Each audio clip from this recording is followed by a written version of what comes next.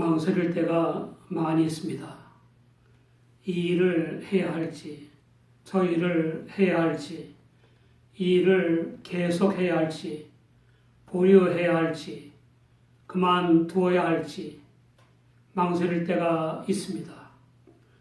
용서해야 할지, 버려야 할지, 모른 척 해야 할지 망설일 때가 있습니다. 나아가야 할지, 물러나야 할지, 관망해야 할지 망설일 때도 있습니다.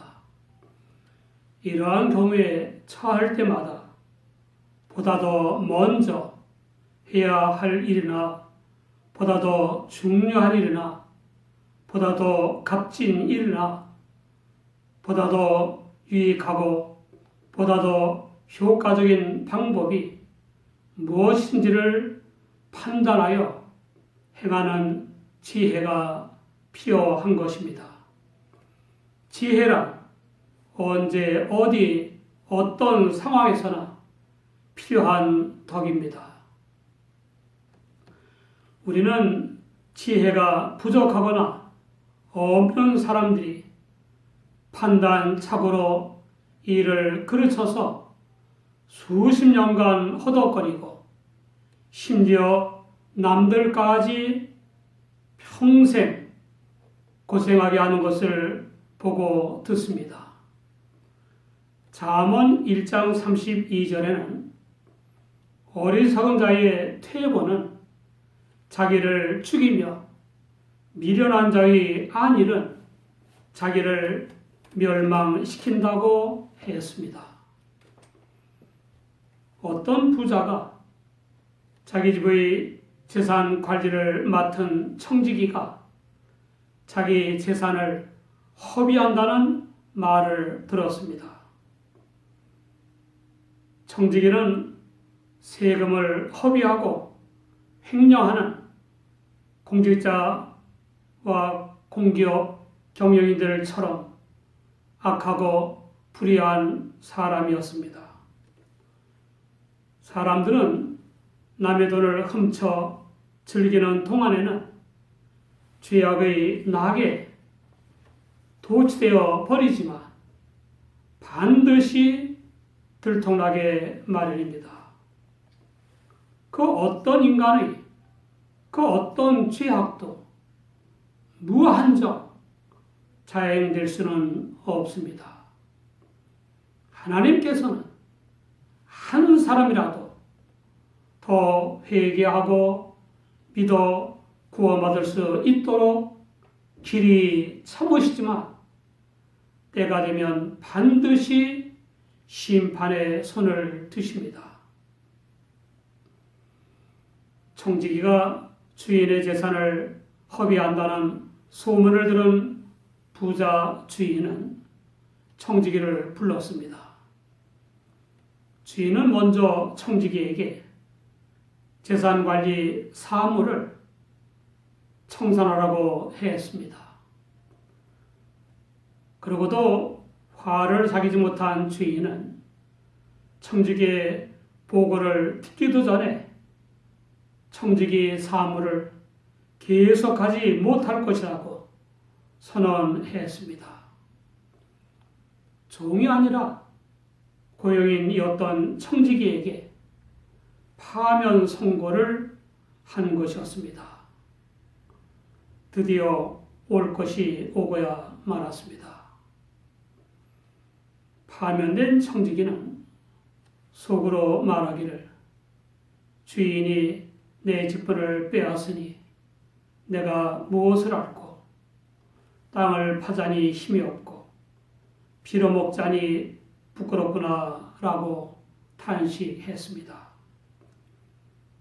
죄악이 들통나서 파면된 불의한 청지기의 탄식을 통해서 우리는 그의 놀라운 장점을 볼 수 있습니다. 그는 자신에 대해서도 냉철한 판단력과 예리한 통찰력이 있었습니다. 비록 나쁜 짓을 한 불의한 청지기이지만 남들에 비해 탁월한 지혜가 있었습니다. 어느 나라나 뇌물을 좋아하고 권력을 이용한 부정 축제를 하는 판검사들이나 관료들이나 의원들도 남들이나 남들의 일에 대해서는 잘 판단하면서도 자신은 공복의식이 아닌 특권의식으로 무장하고 자기가 저지른 죄악을 합리화하지 않습니까? 그러다가 감옥에 가기도 하고 목숨을 끊기도 합니다. 그러나 청지기는 자신을 과대평가하지도 않았고 호황된 꿈을 꾸지도 않았습니다. 그렇다고 자신을 과소평가하지도 않았고 자괴심을 갖지도 않았습니다. 관리 사무직에만 종세워온 자로서 막노동을 할 힘도 없고 빌어먹자니 부끄럽다는 겁니다. 그렇다고 범죄한 주제에 주인에게 애걸하거나 떼를 쓰거나 할 형편도 못 된다는 겁니다. 불의한 청지기의 두 번째 장점은 상황 파악에 탁월한 것입니다. 사람들이 고관대작이나 의원이나 공기업 경영자가 된 자신의 신분과 그 막중한 임무와 관련된 국가적 상황을 안다면 어떻게 그토록 많은 뇌물을 주고받으며 그토록 많은 검은 돈을 챙길 수가 있으며 당리당략을 일삼을 수 있겠습니까? 이런 이들을 볼 때 그 청지기가 상황 판단이 탁월한 지혜자임을 알 수 있지 않습니까? 불의한 청지기의 세 번째 장점은 절망적인 상황에서도 쉽게 포기하지 않는 것입니다. 그는 문화생활을 누리기는커녕 생존 자체에 위기를 만났지만 생을 포기하는 대신에 어떻게 해서라도 살아갈 궁리를 했습니다. 많은 사람이 직장을 잃어버리고 또는 얻지 못해서 생을 포기하는 일들이 곳곳에서 많이 나타나고 있습니다. 불의한 청지기의 네 번째 장점은 민첩한 실천력입니다.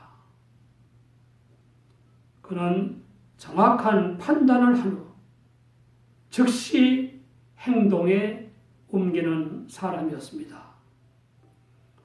그 청지기에게 드디어 묘안이 떠올랐고 그는 조금도 지체하지 않고 즉시 행동에 옮겼습니다. 그것은 주인에게 빚진 자들에게 환영받을 수 있는 방법이었습니다. 청지기는 주인에게 빚진 자를 한 사람씩 불렀습니다. 참으로 지혜로운 사람입니다. 한꺼번에 부른 게 아닙니다. 그들 중에는 청지기에게 계약서에 서명해주고 땅을 빌려서 사용한 후에 임대료를 못 낸 사람도 있었을 것이고 돈이나 양식 따위를 꾸어 쓰고 못 갚은 사람도 있었을 것입니다. 청지기는 먼저 온 사람에게 자기 주인에게 얼마나 빚졌느냐고 물은 후에 기름 100마리라는 대답을 듣고는 증서에 50으로 고쳐쓰라고 했습니다. 그는 또 다른 빚진 자가 밀 100석이라고 대답하는 것을 듣고는 증서에 80으로 고쳐쓰라고 했습니다. 이런 처리를 통해서 우리는 청지기의 5번째 장점인 미래를 위한 대비를 볼 수 있습니다. 청지기의 미래를 위한 대비 역시 생긴 대로 한 것입니다. 또 주인 모르게 은밀히 사기를 친 것이고 빚진 자들은 자신들의 이익을 위해 응하는 것이었습니다. 청지기는 또 범죄한 것이고 빚진 자들은 범죄에 동참한 것입니다. 그런데 이상한 것은 이 엄청나고 기막힌 사실을 안 주인이 그 청지기를 칭찬했다는 겁니다. 누구도 100% 미워하거나 100% 미움을 받는다는 생각을 해서는 안 됩니다. 주인은 청지기의 불의한 행동과 사기 행각을 칭찬한 것이 아니라 그의 지혜로운 처신을 칭찬한 것입니다. 청지기의 위기 대처 능력인 지혜로운 처리를 높이 평가한 것입니다. 우리가 본받아야 할 것은 청지기의 불의와 도둑질과 사기 행각이 아니라 그의 정확한 자기 이해와 상황 판단, 생에 대한 집념과 민첩한 처리 능력, 그리고 미래를 위한 준비성입니다. 한마디로 말해 그의 지혜로운 처신입니다. 인생에 지혜로운 처신보다 더 중요한 것도 별로 없습니다. 지혜로운 처신이 얼마나 중요한가는 미련한 처신이 초래하는 결과를 보면 잘 알 수 있습니다. 어느 나라에나 지성인이라 할 수 있는 통치자나 고관 대작들이나 각 분야의 높은 사람들이 지혜를 악용하여 부정축제를 하다가 어느 날 감옥에 들어가는 미련을 떨지 않습니까? 지식과 지혜는 절대로 병행하는 게 아닙니다. 결혼식을 마친 어느 신혼부부가 처갓집을 방문했습니다. 일가 친척들과 가까운 이웃 사람들이 모여 잔치를 벌였습니다. 넓은 방에서 즐겁게 웃고 떠들면서 음식을 먹고 있을 때였습니다.